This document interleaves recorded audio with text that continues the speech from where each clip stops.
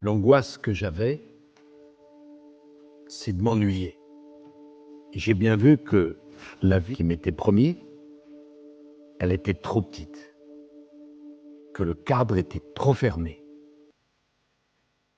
Et donc, j'avais pas le rêve d'être président de la République tout de suite, mais j'avais, pas le rêve, la volonté de monter le plus haut possible. Et je peux vous donner ma parole d'honneur qu'il n'y en a pas un qui était capable de me dire non. Toute ma vie, on m'a dit, tu vas trop vite, reste tranquille, c'est pas pour toi. Et tous ceux qui m'ont dit, c'est trop tôt, c'est les mêmes que ceux qui m'ont dit, c'est trop tard. Ne jamais écouter les conseils de ceux qui vous disent, c'est trop grand. La vie se chargera de limer vos ambitions. Vous ne les limez pas vous-même. À fond. On part à fond et on accélère. C'est pas sûr que ça marche, mais si vous faites ça, c'est certain que ça marchera. Et les conseils, je vais vous dire les conseils, souvent les pires, c'est les conseils de ceux qui vous aiment. Parce que ceux qui vous aiment veulent vous protéger.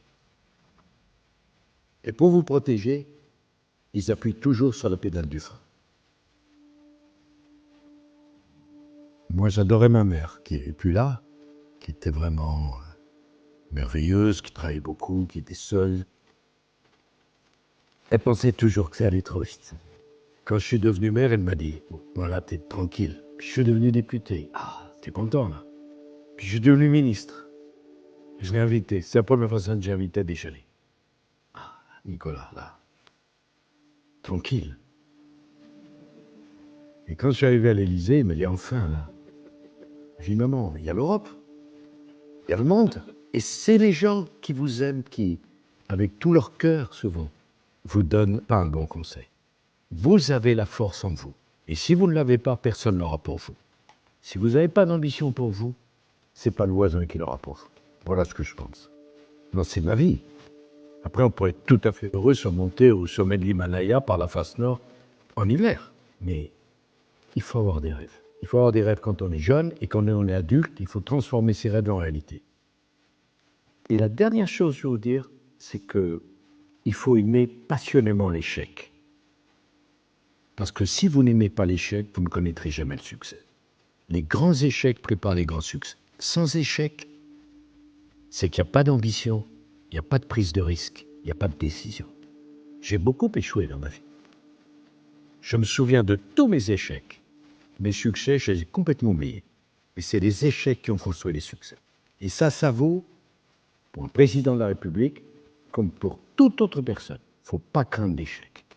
Ce que vous devez craindre, c'est de ne pas jouer votre carte. C'est de ne pas y aller. C'est d'avoir des regrets. Si vous avez envie de quelque chose, vous y allez à fond. Ça marche pas, vous tombez, vous vous relevez. Mandela a dit quelque chose de fantastique. Je ne perds jamais. Soit je gagne, soit j'apprends. Il n'y a rien de plus juste. Et je vous souhaite d'apprendre jusqu'à la dernière seconde de votre vie. J'ai pris de tous les patrons avec qui j'ai travaillé. Je leur ai pris tout.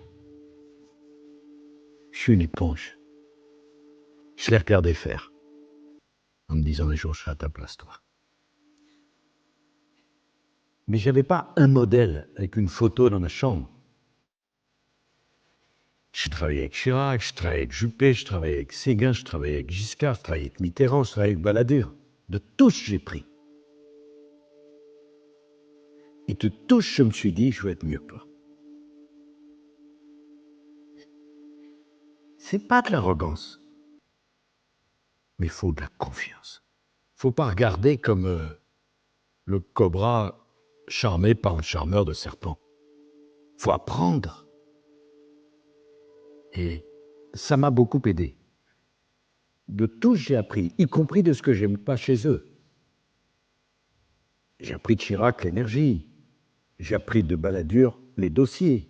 J'ai appris de Giscard la précision. J'ai appris de Mitterrand la royauté.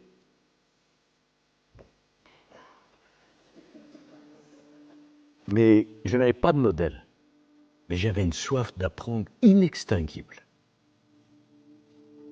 Je voulais progresser. Je voulais monter. Je voulais voir là-haut s'ils faisaient meilleur. Et quand j'ai été élu, c'est comme une enclume que j'avais en moi, que j'ai pu poser enfin sur la table. Je l'ai fait. C'est pourquoi on dit la jeunesse c'est le plus bel âge. Ça ne veut rien dire. D'abord, la vie n'est qu'une succession de renaissances. La vie n'est pas une succession de petites morts. C'est une succession de renaissances. On renaît. On renaît après un échec. On renaît après une trahison. On renaît après une maladie. On renaît après une déception. C'est jamais fini jusqu'à la dernière seconde. Et il faut la vivre à fond. Nos vies durent le temps d'un timbre-poste. Mais on fait comme si on était éternel. C'est la seule façon de vivre. Tout le reste, c'est bullshit. Tout le reste, c'est rien. Aimer la vie. En profiter à fond. Jouer à fond ses cartes. Et ça, c'est pas décevant. Alors, vous aurez des épreuves. Des divorces. Des échecs. Des déceptions. Des humiliations. Faites-en une énergie. Tout au service de l'énergie.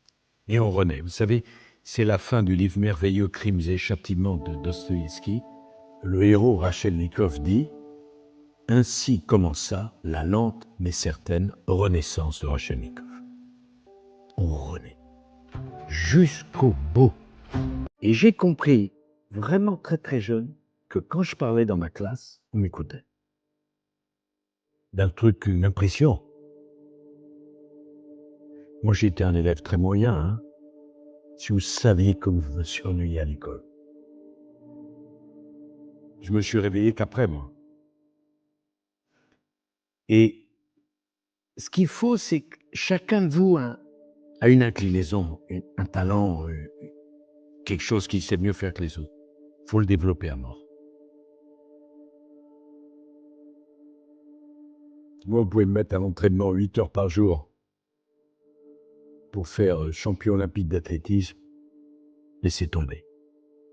C'est pas le travail qui donne du talent, c'est le talent qui donne envie de travailler. Quand vous avez 4 ans et que dans la cour de l'école, vous mettez vos copains 10 mètres derrière, vous pouvez devenir Usain Bolt. Quand vous avez les premiers, vous savez, qui apprennent la guitare, l'oreille parfaite, vous allez travailler comme un malade la guitare parce que vous avez vu. Et donc, il faut bien réfléchir à ce que vous aimez, ce que vous savez mieux faire que les autres, et valoriser ça à fond. Moi, à 14 ans, j'étais dans la rue, je parlais tout seul, les gens me prenaient pour un fou, je faisais un discours devant 2 millions de spectateurs. Les mauvais jours. Les bons jours, il y en avait plus. Et donc après, j'ai appris à parler. J'ai eu la chance de faire toutes les salles de France et même d'Europe et parler devant 100 000 personnes. Et longtemps, j'ai mis très longtemps à prendre le risque du silence. Quand vous avez 100 000 personnes devant vous, et tout d'un coup, boum, vous arrêtez. Parce que je voulais être dans la salle, il n'y ait pas un éternuement. Et j'ai compris que c'était plus difficile de gagner l'attention que de susciter l'applaudissement. Ça, c'est le travail. Moi, je sculpte la salle et l'audience. Je l'amène à l'intérêt. Ça, c'est du travail. Mais à l'origine, pourquoi j'en sais rien, j'avais cette énergie et j'avais cette appétence pour parler. Et longtemps, j'ai défoncé les portes, même quand elles étaient ouvertes. Voyons, et pourquoi t'as cassé la porte? Un réflexe. Moi, si j'étais pas invité, j'amenais les couverts, la nappe, la boisson, la nourriture. S'il fallait que je serve, je voulais rentrer. Donc, mettez pas votre orgueil à un mauvais endroit. L'orgueil, il n'est pas dans le moyen. Il est dans la fin. FIM. Ça qu'il faut faire. Après, d'où ça vient tout ça? Pourquoi on l'a? Pourquoi on l'a pas? Tout le monde a des atouts. Pour l'un, c'est la tête, pour l'autre, c'est le physique, pour le troisième, c'est la parole, pour le quatrième, c'est la sensibilité.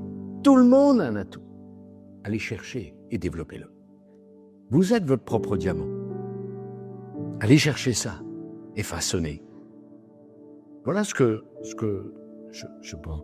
Moi, j'ai pas eu d'exemple, j'ai pas eu de mentor, j'ai pas eu un prof qui m'a charmé, mais j'avais en moi quelque chose. C'est une maladie. Quand j'ai décidé de me présenter à la mairie de Neuilly, j'avais pas 28 ans. Toute ma famille s'est réunie. N'y va pas, ils vont te tuer. J'ai quitté la table. Je ne leur ai réadressé la parole qu'une fois élu. Ils m'aimaient. Je veux dire quelque chose de très personnel. Quand j'ai divorcé d'avec Cécilia, en octobre 2007, moi je l'ai subi. Et ma pauvre mère m'a dit, je t'ai brisé en un public. L'amour, c'est fini. Mais je dis, tu sais à qui tu parles? Un mois après, je rencontrais Carla que je n'avais jamais vue. 2 mois et demi après, on était mariés. Je suis un type qui prend les décisions. Rien n'était perdu. Rien. Rien. Oui. Eh bien, moi, je vous dis une chose. Tous, vous allez avoir des déceptions personnelles et amoureuses.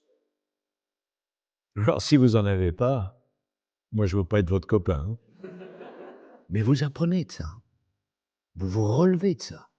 Et vous construisez autre chose, mieux, plus fort, plus grand, plus intense. C'est pas la fin, c'est le début. En matière de mariage, moi, je me disais, si un jour je suis président, je veux être un homme vivant. Je veux pas être une statue de sel. Et être sentimental, mais c'est un atout. Des cœurs froids, des personnalités froides, vous en rencontrez les pauvres. Quand ça fait mal, il faut le dire. Quand ça fait du bien, il faut le dire. Il faut vivre. Vivre. Il y a 2 choses importantes dans la vie, il n'y en a pas 3. Aimer et travailler. Travailler et aimer. On est fait, nous les êtres humains, pour ça. Travailler et aimer et travailler. Il n'y a rien d'autre. Et il ne faut pas opposer l'un à l'autre. Parce que qu'est-ce qu'elle vaut, votre vie professionnelle, s'il n'y a pas d'amour, il n'y a pas de sentiment? Si vous n'aimez pas les gens avec qui vous bossez? Et qu'est-ce qui vaut votre amour si c'est 40 ans à se regarder dans le blanc des yeux, enfermé dans une chambre? Même avec des performances physiques importantes, on peut s'habituer. Aimer et travailler. Freud a dit quelque chose de très intelligent. Si tu n'as pas de problème pour travailler et si tu n'as pas de problème pour aimer, tu n'as pas besoin de psychanalyse. Je n'ai pas besoin de psychanalyse. Donc oui, il faut des sentiments. Vous n'avez pas 2 vies. Vous n'avez pas une vie au travail et une vie à la maison. Vous avez une vie. Vous êtes à la fois une professionnelle et une amoureuse, une mère de famille, ou une fiancée, ou un petit ami, ou ce que vous voulez. Les 2. Ah oui, vraiment. Non, les sentiments, c'est très important. Moi, on m'a beaucoup moqué pour ça. Hein. Quand j'ai dit, Carla, moi, c'est du sérieux, des trucs comme ça. Moi, je veux d'un truc. Je préfère qu'on me moque parce que Carla et moi, c'est du sérieux, que d'être piqué à la rue du Cirque. Les sentiments.